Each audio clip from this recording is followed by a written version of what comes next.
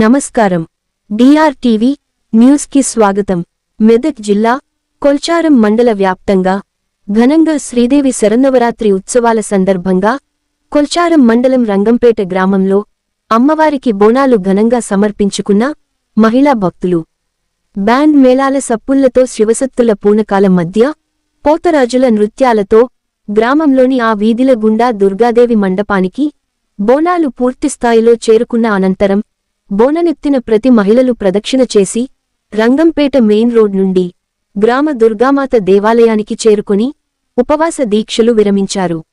ఈ సందర్భంగా దుర్గామాత భక్త బృందం, యువకులు భారీ ఎత్తున పాల్గొని రంగుల పూలు చల్లుకుని డిజె సౌండ్ మధ్య నృత్యాలు చేస్తూ ఘనంగా నిర్వహించడం జరిగింది.